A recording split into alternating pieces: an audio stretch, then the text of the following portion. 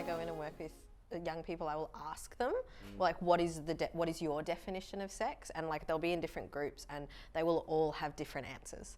Because they'll be like, oh, this one has to be about penetration, and this one is anything with another person, and then this other one will be like, but what if it's on the phone or on Snapchat or this? Okay, so that's and they'll have 14 different definitions in one classroom, which always baffles my brain, because I'm like, yeah, you're all kind of correct. It's completely different for every single person. Absolutely. And also, of course, the idea that sex can only be defined as an act of penetration, which it sounds like the young people are getting a little bit more experimental there. I feel like in our generation it was a lot more, yeah.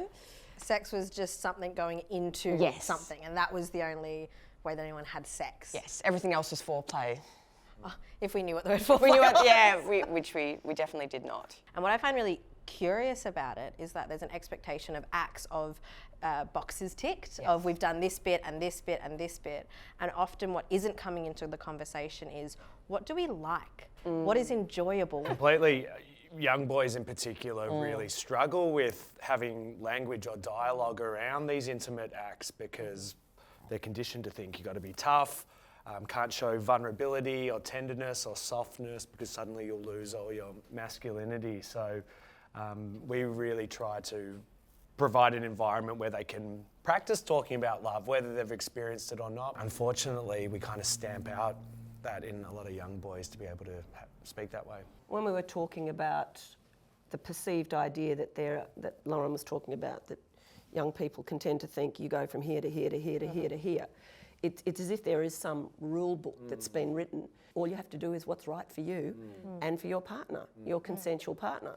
So you do you. And I think, that idea of, everyone is going to be different, normal will look different for everyone, but it's about making sure everyone is safe, everyone is consenting, and, the cliche of communication. It is a cliche, but it's a cliche for a reason. It's because how do you get into experiences that are pleasurable for everyone, that is safe for everyone, if you aren't having conversations with someone? Going into a new relationship, especially if you're a young person and you haven't had many sexual experiences, whatever that means, but if you haven't had too many encounters with another human on an intimate level, the idea that you are trying to look like you know what you're doing, and say if it's based on all that you might have seen, which more and more seems to be pornographic material, to try to look like you're an expert in that, the onus is on the other person to say, I think, there is no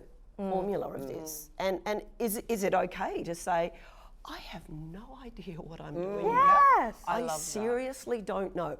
I would say that when I'm cooking a complex meal. I'd go, I have got to a point where I have no idea where any of this is going to come together. Why can't we say that about sex? It also kind of loops back to this idea of success. And a lot of people look at sex as, how do we have successful sex? What is good sex? What is this idea of this is what we should be aiming for? And a lot of the time it is so goal orientated. And when I work even with adults in private practice that are coming to me with sexual issues, a lot of it comes back to this idea of we're not having enough sex, we're not having good enough sex, and when I always ask them, what does good enough sex mean? What does enough sex mean? There are these arbitrary kind of ideas of, but people should be doing this, and it's very goal orientated. Sex should be about, well, if we don't both have an orgasm, then we've failed.